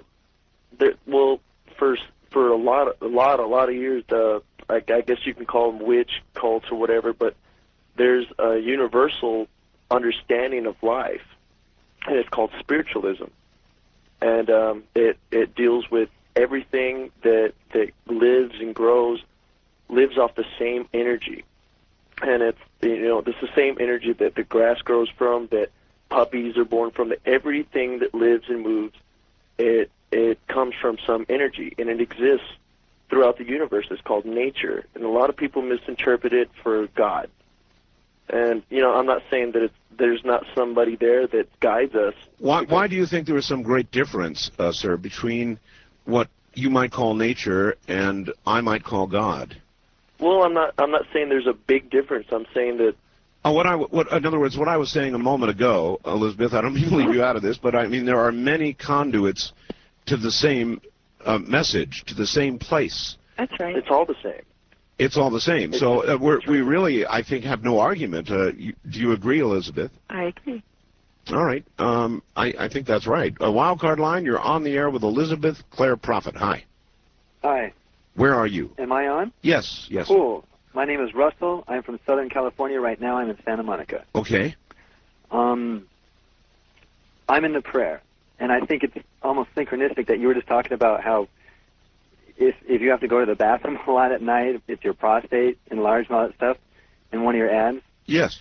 My father is in a hospital right now, and he was getting his prostate shaved, and they had complications. They punctured his bladder, made all kinds of mistakes, and it's a mess. Yes. So I've noticed that, I do prayer, and my prayers have become intense, and I'm noticing that it's working for me, and I'm convinced prayer is it. So I'm interested in this, like, violet flame stuff and these decrees that Prophet's talking about, and I wanted to ask her if she could, like, elucidate on that a bit. All right, sure. And I also have a friend here who has a question too. Well, is that okay? one at a time. Okay. All right. Your question is a good one. He wants more about the violet flame. He wants to understand that.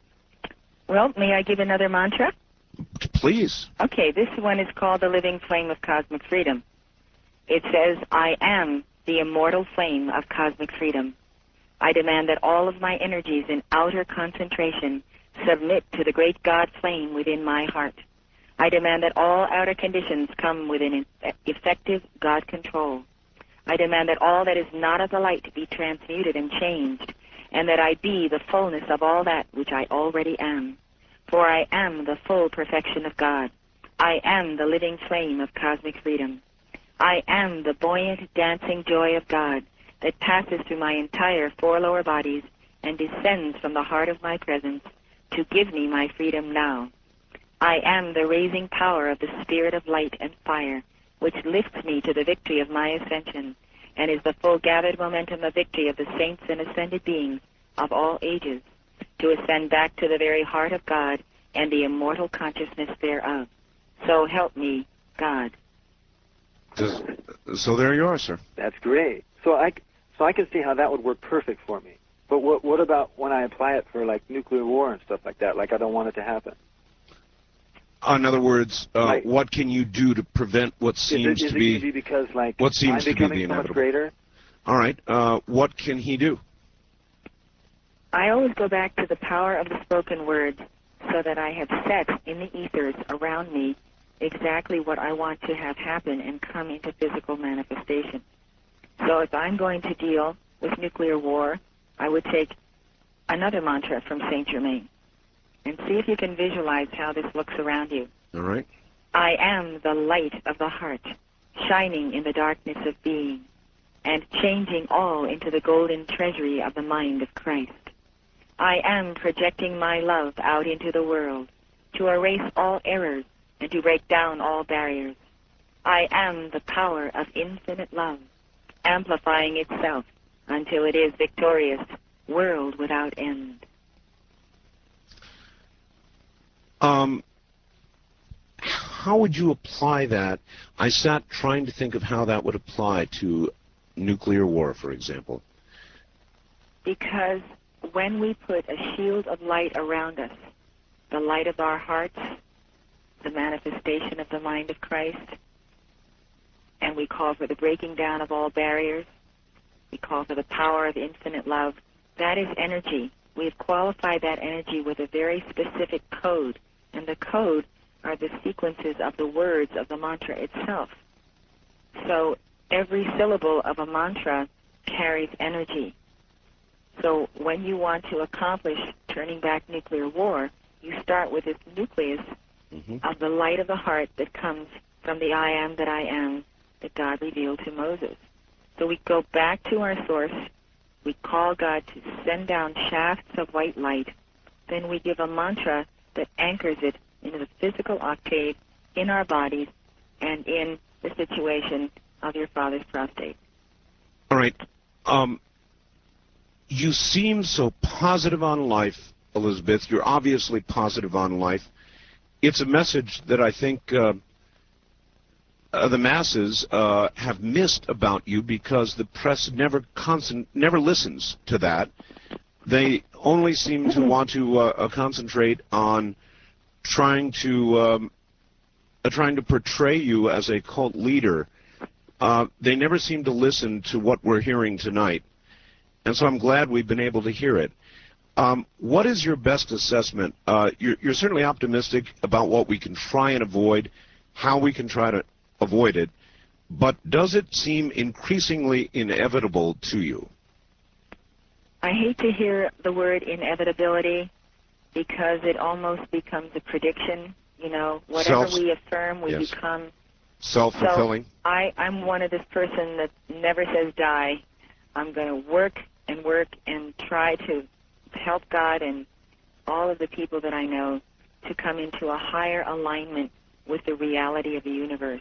All right. East of the Rockies, you're on the air with Elizabeth Clare Prophet. Hello, where are you, please? Donnie in Baton Rouge. Baton Rouge, Louisiana. Yes, sir? Okay. Mr. Bell and Miss Prophet. Okay, I've been listening tonight, and in the past, I have had myself gone through with my family, my entire family, as a matter of fact, classes that we were taught spiritualism, I guess, you know, for lack of a better way of putting it, astral projection and reincarnation and all these things, okay? And, you know, here in the past couple of years, I have switched over to Catholicism, okay? And, you know, one of the questions, I really have two questions for Ms. Prophet. Well, we've only got time for one quick one, sir, so give us your best shot. Okay, all right, best shot. All right, but in the Bible, you know, I noticed that she mixes a lot of Bible with what she's teaching. Yes. And the Bible talks about, for by grace are you saved through faith. All right, that not of yourselves, it is a gift of God, not of works, lest any man should boast. Okay? And what I want to key on there is not of works. All right, where reincarnation really teaches works, because all I'm looking for is truth. All right? And I've been listening with a really open mind, and I want to hear what she has to say about, you know, the working part of it. All right. We will tackle again reincarnation and the Bible when we get back. First time caller line, you're on the air with Elizabeth Clare Prophet. Good morning. Where are you, please? Good morning. Calling from Minneapolis. Minneapolis, all right. Art, I really love your show. I have a lot of converts. We listen to you religiously. Thank you. Elizabeth, I believe you are well-intentioned. However, I believe you are rewriting the gospel, the Christian gospel, using bits and pieces to suit your own beliefs. And I know this will sound very strong. I think you are being misled by deceiving spirits, which the Bible warns against time and time again. All right. Go ahead and answer that, Elizabeth. Well, I would say to her that I understand her concerns, but the scriptures also say, "Judge not, lest you be judged." And in a sense, you, the caller, are judging me when you don't know what is in my heart or in the innermost recesses of my being. Well, I don't really see how you can make a judgment of me simply because of this doctrine or that doctrine. There's more to me than just doctrine. I'm sure there is. One thing that is clear to me, Elizabeth, after listening to you this morning, is that what the popular press has made you out to be is definitely not what you are at all. Whatever you are, you certainly are not what they say you are, and I hope that that's come clear to my listeners this morning. I suspect it has, those who have really listened. Wildcard line, you're on the air with Elizabeth Clare Prophet. Hi. Hi. I'm on the air? You are? My name is Julie. I'm calling from West L.A. Hi, Julie. Hi, Elizabeth. I've just recently been exposed to your teaching, so it's really a joy to talk to you. My question is that it makes sense to me that we're all energy, and so by invoking a vibration or a color to create change within ourselves or outside of ourselves with these kind of affirmations, that makes sense. When I'm looking at these decrees, I'm a little overwhelmed with the number of them, and some of the words are unfamiliar, and I think it's important to come from the heart. How do you know when you're really there? How long does it take, or what do you have to do to make sure that you're really coming from the place that's going to create that transformation in your life or in the lives of things that are important outside of ourselves? Well, you can go to the Minneapolis Teaching Center and get some booklets on decrees, like angel booklets on how to decree for certain things. How do you know when you've accomplished it? Because you feel the Holy Spirit upon you. Because you feel that through your prayers and your communion with God, you've come to a new plane of oneness with that Spirit. And I think you come to recognize it after you've decreed and given the type of science of the spoken word that we do. You get to recognize and you know when you have accomplished that goal. That self-doubt melts away? It sure does. How long does that take? Just do it every day. Just get up in the morning and thank God that you don't have to have doubt and fear, because He loves you and He will give you the fearlessness flame. Call for the fearlessness flame. The fearlessness. Call for the binding of all doubt and fear in your life. Thank you very much. You're welcome. All right. East of the Rockies, you're on the air with Elizabeth Clare Prophet. Hi. Yes, I'm calling from Michigan. Yes, sir. And before she gets off the air, sir, if you could get a 800 number or a phone number to order her book, that would be appreciated. Well, I'll bet her book is available at Barnes & Noble. Oh. That's right. Any Barnes & Noble across the country. Okay. And my question has to do with one of, I come from a Catholic background, pretty much, sad to say, but true, I've pretty much turned my back on that. And if to say something to me in the lines of what would you recommend for somebody to get back into a spiritual belief, not so much the Catholic belief. But well, maybe you can answer your own question, sir. Why have you turned your back on Catholicism? Well, I just felt that the Catholic Church, so to speak, as an organization, was something hollow was there, something wasn't true, something was unfulfilling, wasn't enough. There's more to it than what they had to offer. That's just what was my feelings. And, I just pretty much trotted along, and up till the last little while I figured there must be more, how do you get to a more spiritual feeling? What would you recommend? Well, I would suggest that you take up the teachings of the Ascended Masters so that you can come to the realization that so much has been taken out of Christianity that we have a watered-down religion that is not going to be able to serve us when we have to fight a battle of Armageddon, whether within ourselves or on a planetary scale. And I think that that's what happened at the Council of Nicaea, that we lost reincarnation, so we lost our reason for being. Elizabeth, are there writings that live today that document what originally was in the Bible with regard to reincarnation? Are there actual writings?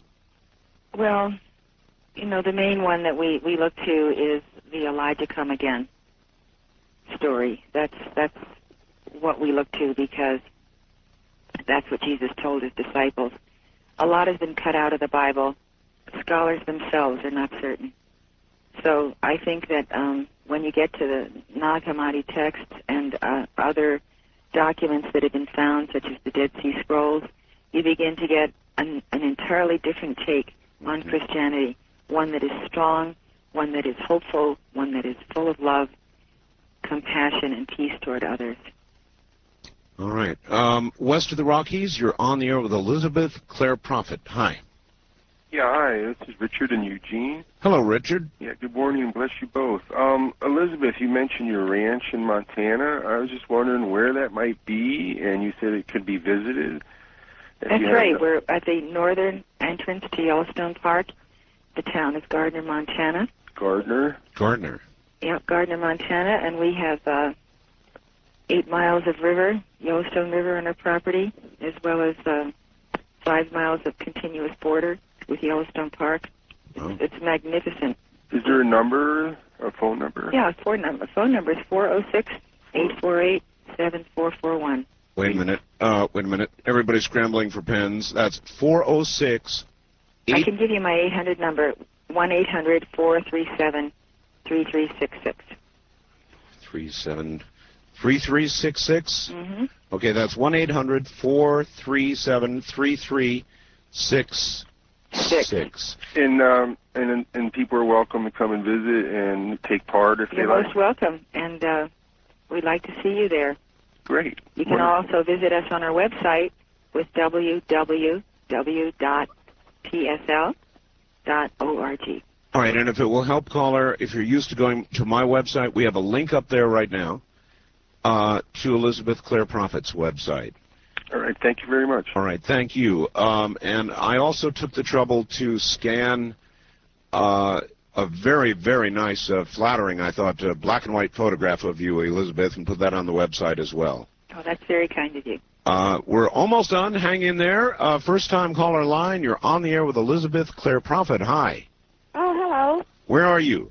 I'm from Boise, Idaho. Okay. And I want to go to bed, but I wanted to talk. Well, that puts you in the category with several others, I'm sure. How many are there before me? Go right ahead. Ask a question. Oh, okay. First of all, I just wanted to say hi to Art, and that it seems like I've known Art all this time only because I listen to his tapes. My husband works day and night, and he records them. Anyway, I just wanted to tell Elizabeth Clare Prophet that I am grateful that she was interviewed, and also that Art's wishes, came true. Well, I'm originally from South America, but I'm living here in Boise, and I just like to testify the Violet Flame. I found the teachings in 1977, and this is 97, so I think it's been 20 years. My children grew up over there, and I served on staff for almost 12 years, and I could really testify, with the Violet Flames and Saint Germain. And I just wanted to share this with all the audience, which I consider my brothers and sisters out there listening, that they should try to give it a try. Well, at least hold an open mind and listen, and with an open mind. And when you do that, you're liable to actually hear something and learn something and be surprised that what you thought was true perhaps is not. Wildcard line, you're on the air with Elizabeth Clare Prophet. Hi. Yes, how you doing, Art? Fine, sir. Elizabeth, I had a question as far as in Hebrews it talks about it's appointed to man once to die and then the judgment. As far as your beliefs in reincarnation, how do you take that scripture? I take that scripture to mean that we are given once to live, and we are given many times to live, and when we are called home, we go through the resurrection. You see, this goes along with canceling out the Council of Nicaea. You come to the place here, it is given man once to die. Well, we know that it is not given to man once to die because we know the law of reincarnation. But so you say that scripture is untrue then, right? I wouldn't say that it is untrue. I think you and I have differing understandings of that scripture. Okay, then. Okay, thanks anyways. Bye. Well, thank you. Now, that struck me as somebody who didn't really want to listen. His mind was already made up, and he was just going to try to suggest that you don't properly understand it. Elizabeth, it has been a very rare opportunity, and you have surprised me, and I suspect you've surprised many others. I want to give you a chance real quickly, if you would, tell us again where you're going to be in the near future and when. Okay, let me tell you right now. San Diego? San Diego, April 12th and 13th. Right. Saturday and Sunday. And that's $45 a day and $75 for the weekend, 50% off to students. April 19 and April 20, Sheraton Gateway Airport, Century Boulevard. And that's in Los Angeles for the weekend seminar. San Francisco was a weekend seminar, May 3rd and May 4th, The Practical Art of Living a Spiritual Life. And then June 7 and June 8, Crowne Plaza, Seattle downtown. We also have events happening at Cal State University, Long Beach on April 15th and Thursday the 17th in Los Angeles at UCLA, and that's $7 admission fee for the evening for students and very reasonable. Professors and whoever else wants to come. All right, and your book, Reincarnation, The Missing Link in Christianity, is available, Barnes & Noble, just about every place across the country. Is that right? All right, it has been a pleasure having you on. I really want to thank you, and let us do it again someday. We look forward to it. Take care. Thank you so much. Bye-bye. That's Elizabeth Clare Prophet, and an interview I've wanted to do for a long time. And, you know, I'm curious now, from those of you out there, was she what you thought she was going to be? Was her persona what you thought it was going to be? Are your illusions that were no doubt manufactured by the soundbite mass media, are they now shattered, or are they intact?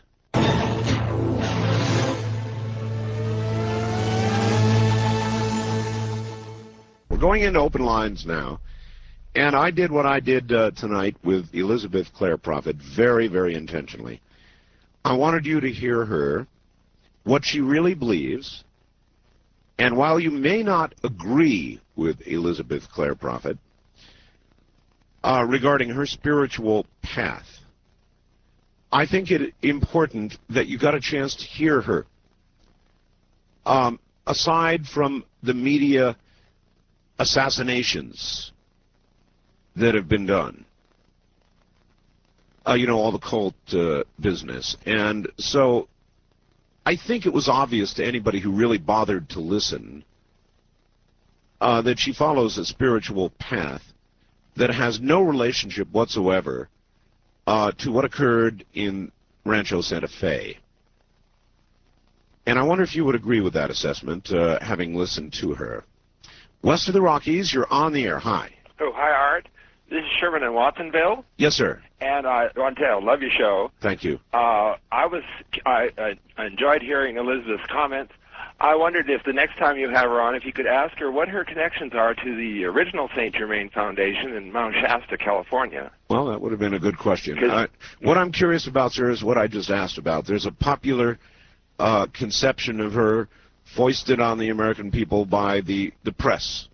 You know, the ranch, the guns, the cult, that sort of thing. Well, where she comes from, if she's connected to the original ones, they're a very patriotic group and have been around for quite a long while. Her answer to the guns was, you know, we do have a Second Amendment. We have the right to protect ourselves. That seemed like a pretty mainstream answer to me.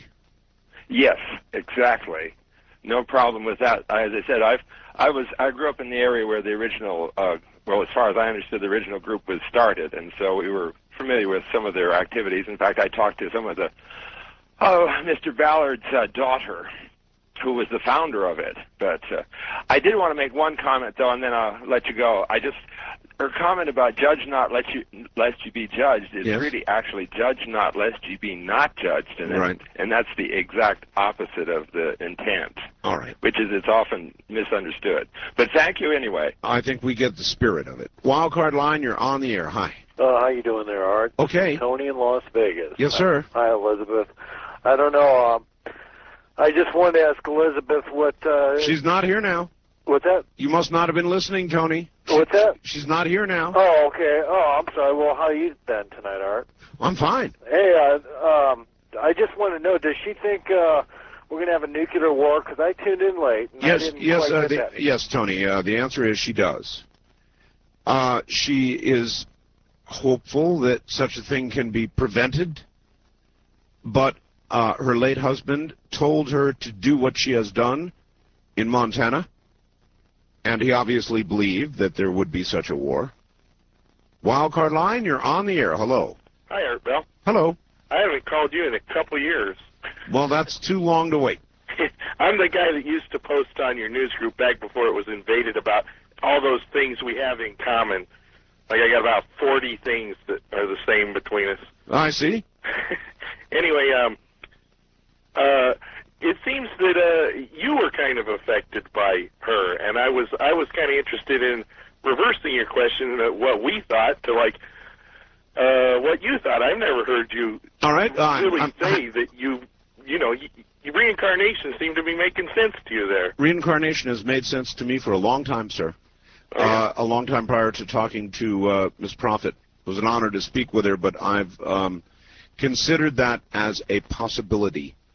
Now, underline possibility, because I'm not so sure of anything. I wish I had faith in one single thing. I don't. That's my cross to bear. Right. But I think reincarnation is certainly a possibility. What about you?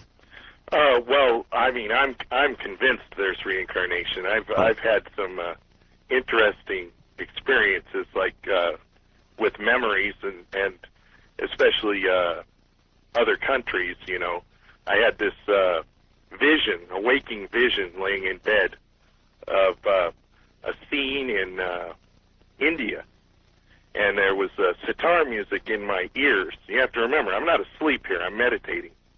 And I see a scene in a restaurant, and I know nothing about India, but I know where I am. And I've never eaten in an Indian restaurant, but that weekend I made sure to go to one. That sounds exactly to me like, thank you, what Elizabeth Clare Prophet said, started her on this whole path. In a sandbox when she was very young, I think, what did she say, 6? And suddenly she was in Egypt. Suddenly in Egypt. You know, I wouldn't necessarily tell you that I can agree or embrace everything that she embraces. But on the other hand, what I did want to do was do what the rest of the media does not do. And that's what we do here. And that is, I'll try and really find out what a person is about, what they really do believe. And there are several things that came through with crystal clarity. And that is that she believes in life, not death. And that she is not leading a group of people to a self-propelled Armageddon, as would seem to be the case with the Heaven's Gate group. We'll be right back. First time caller line, you're on the air. Hello. Oh, hello. Art Bell? Yes. Oh, hi. I've been listening to your program off and on if I don't fall asleep. It's so interesting. I wondered if you have ever visited Prophet's place. No, I never have. Well, my husband got very interested in her, and we went up there to see the whole place, and it really is a cult. I hate to tell you, but we spoke to people. She sells property to the people.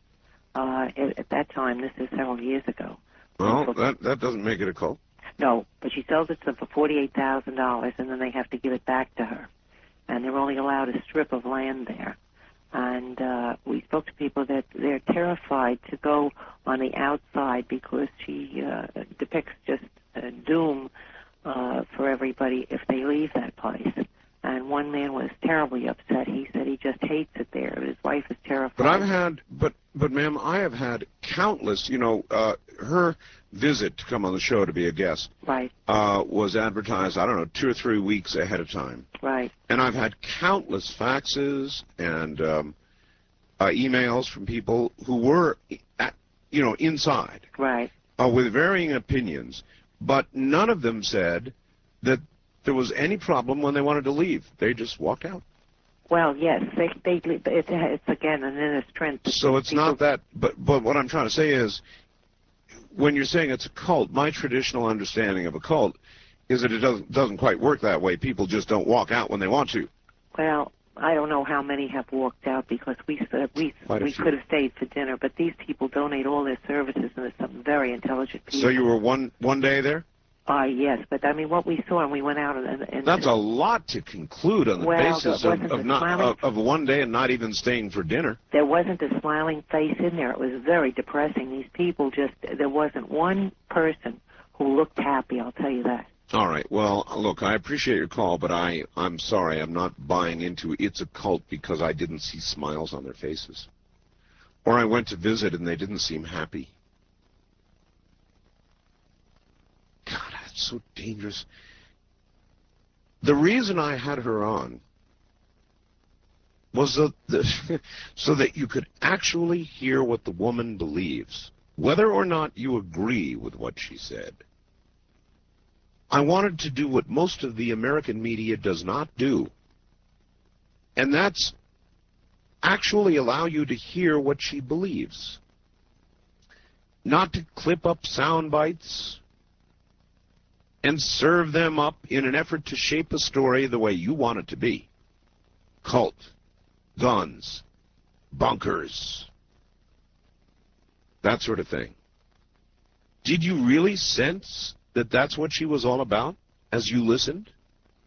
Did you sense that here was a woman who was going to bring about, as David Koresh did, either by antagonizing the authorities or himself firing the first shot, depending on what you believe about that? He brought on his own apocalypse. Did you sense that from her? No, I don't think so.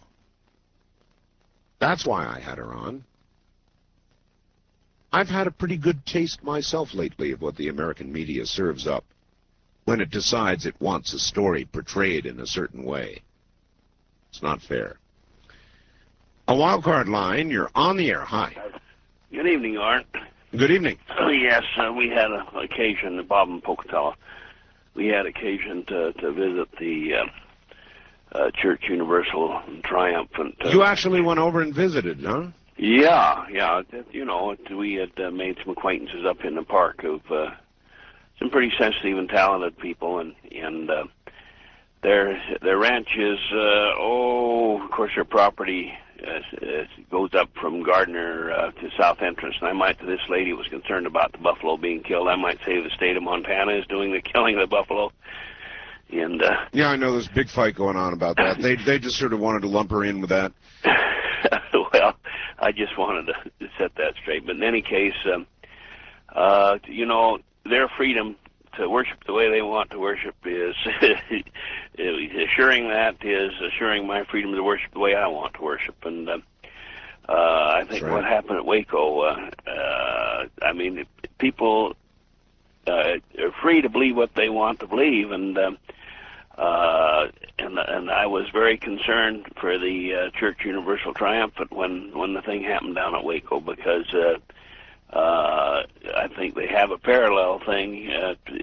Probably you have and I have. That is that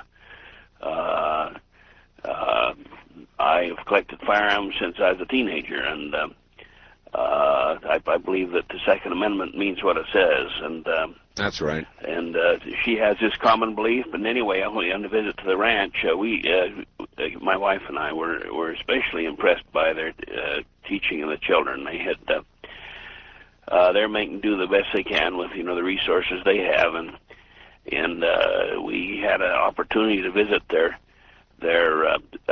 they had converted some mobile homes into classrooms, and we visited several grades, and they use a Montessori instruction system. Right, so you really got a pretty good look. Oh yeah, we spent a whole day at it, children use the McGuffey readers,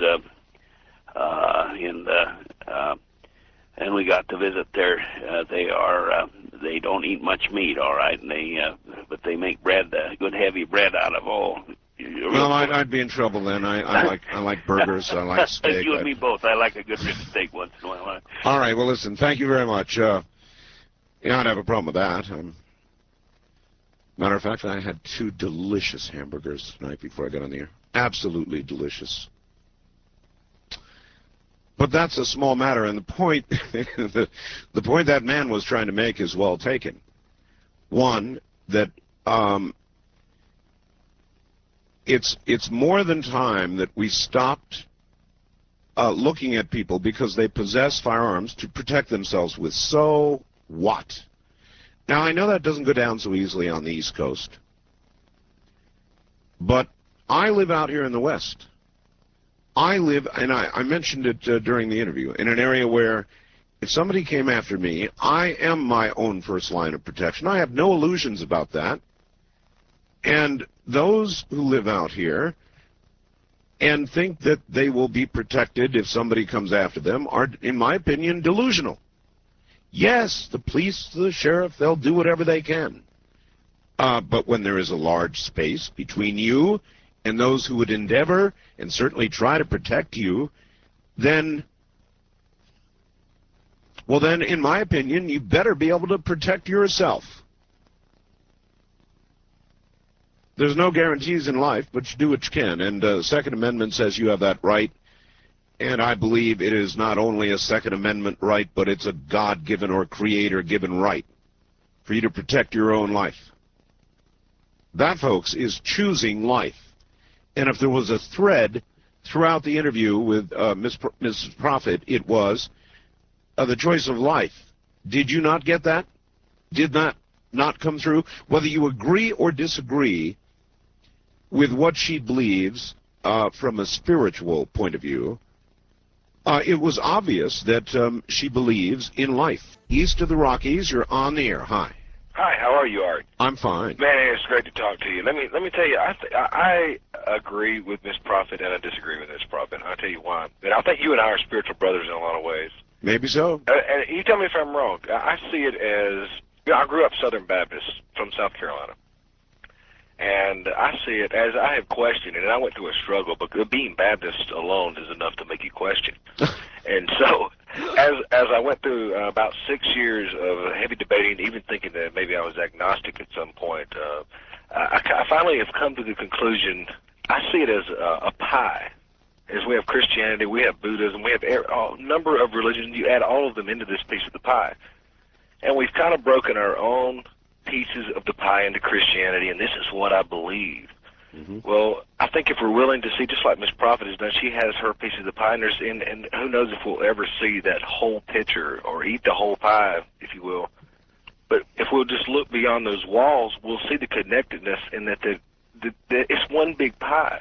It's not separate from one another. All these pieces come together, and if we look outside of it, we'll see the connectedness of it. But I think it's the things that we're taught keeps us limited into that little piece. Well, I thought a key thing that she said, and you may have heard me ask her, a key thing she said was that there are many possible paths to the same answers. Absolutely. Not just hers. She does not hold hers out as the only true path, the only true answer. And what a stress reliever that is when I find the openness to people when you can see that connectedness and they say, okay, let's say they're Buddhist. The connectedness, I mean, there's not a stress that you don't feel withdrawn from them because you know that you're a part of them. Well, I appreciate that, sir. Thank you. You're right. I'm leery of people and leaders who say, I am the only way. I am the only path. You must follow me, and any other path is going to send you down to shovel and coal into the fire, if you follow me. I'm not so sure there's any single path. I think there are many paths for a person to become spiritual on their own. Does that make sense to you? It does to me. And I know a lot of you are sitting out there saying, blasphemy, there's only one true path. Well, I'm sorry, I'm not that sure. So burn me. Oh, sure, we'd love to. West of the Rockies, you're on the air. Hello. Art. Hi. Hey, this is William from Seattle. How you doing? Fine. Hey, I am a student of Elizabeth Clare Prophet. All right. And I'll tell you, she is a wonderful woman, and it was great to have her on your show. Well, you know what got to me was a lady who called a little while ago. I heard it. And she said, well, I went out there. I could have stayed for dinner, but I didn't. And I got to tell you, it's a cult. I saw it. They didn't smile. It was a cult. No. God, I'm telling you. I thought that was kind of funny because, you know, people tend to judge based on their own opinions, basically, on their own perceptions. Well, at least the lady went out there and made a judgment. But most people are judging and saying that based on what the American media reports. And I've seen a number of reports on Elizabeth Clare Prophet. Right. And they paint her the same way every time. Well, I'll tell you, I have a group of friends out here. We're all in the church, and we listen to your show every night. And I think the thing we like about you, too, and I think most of your callers could probably agree with this, is the quality of the heart. People can lie, but, you know, when you get to a point, you can see through it. Yeah. You know what I'm saying? And it was like, how much of what she was saying sounded like a lie?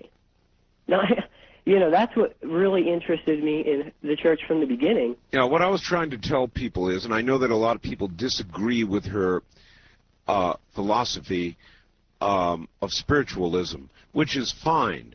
But when you listen to her voice, it should have been absolutely obvious over the 3 hours that she's totally sincere. Oh, no doubt. And that she's no David Koresh. And that she's not somebody who's going to lead a bunch of people into drinking Kool-Aid or slopping down some pudding and going off into the next level. You know, she gives a good explanation of why people don't always remember past lives. And I'd like to tell your listeners about this. There's something that she calls it God's grace. It's the veil of forgetfulness. Yes. Now, how many of us have done bad things, terrible things, or whatever kind of things, and we feel guilty, right? Now imagine having 1,000 lifetimes, of course, say, yes, and being able to remember all the wrong things you've done.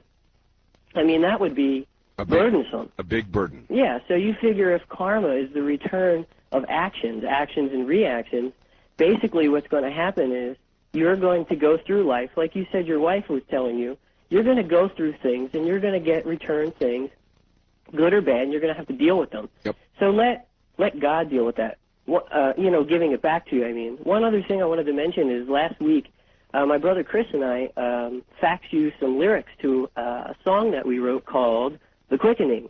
And we're coming out with a CD, and I want to get it to you. And I don't know, I know that there were some other people who called up saying about music. They had written some... You actually wrote something called The Quickening. Yeah, and I think that you'll really like it. And I'm sure... Oh, this is another thing I wanted to mention. This is why I've been trying to call all night. I haven't gotten your book yet.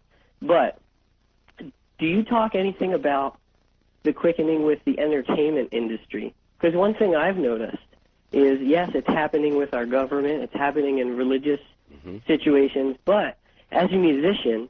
And I've been given a blessing by my teacher, who is Elizabeth Clare Prophet, to write music to actually teach people. Because what do we see nowadays?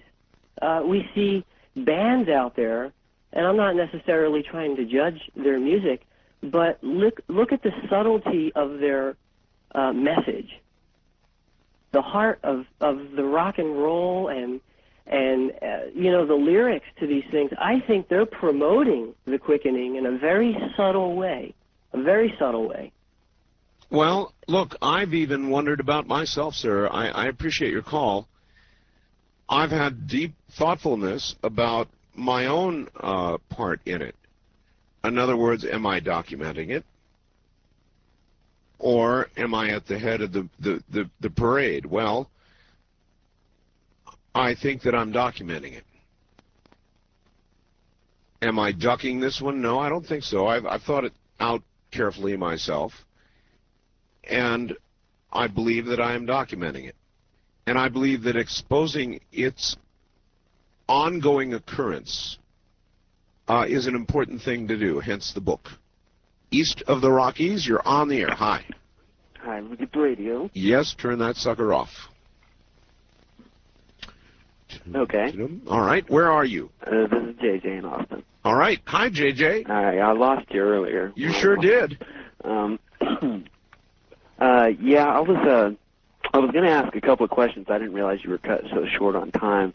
I'm going to at least ask one of these questions to you to just get your take on it. Sure, go ahead. And before I ask it, I got to say, the guy that just called in that gave the analogy of the pie, yes, that was beautiful. I've been looking for that analogy for years.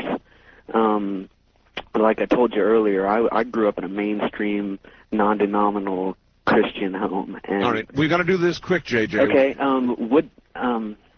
when looking for your soulmate, should you just ignore everybody else? Well, all right. What she said, JJ, was when looking for your soulmate, don't go out there and physically search. What she said was build within yourself. A wildcard line, you're on the air. Good morning, Art. Good morning. This is Mike in Glendale. Yes, sir. How are you? Fine. Yeah, just a quick 3 points. I don't think that how can anybody criticize Elizabeth when every member of Congress and their family has a bunker to go to, number one. They sure do. And as far as prophecies, my view is, this is a conjecture, it's not a prophecy, is that the world situation is unclear and calls for pragmatism. And finally, the thing I think I talked to you during a break about spiritualism. Yes, sir. And I think that there's spiritual inspiration, there's spiritualism, there's spiritual conditions, and they're all separate items. And anybody on individual spiritual paths are just as dysfunctional as any organized religion, so no one has a monopoly on, quotes, righteousness, if you will. Well, a lot of people think they do, which is what, of course, the problem is. Theirs is the only true path, and if you don't believe that, then by God, we're going to have a war. I myself am one of those Republican Protestants of the Mother Nature variation. Republican Protestant of the Mother Nature variation. That's a new one. I think Hillary, the First Lady has a crush on you, Art. Goodbye, sir. Okay. Thank you for the call. Her remarks are somewhat startling, aren't they? And the president's response, I thought, was very interesting. And he said, in essence, if I disagreed with her, I sure as hell wouldn't say so in public. Now, I didn't hear the president say that. Maybe some of you did. So I would ask you, was there a big, broad smile on his face when he said that, and a laugh? Or did you detect an underlying fear? As though, were he to publicly disagree with her, there would be real hell to pay in the private part of the White House that night.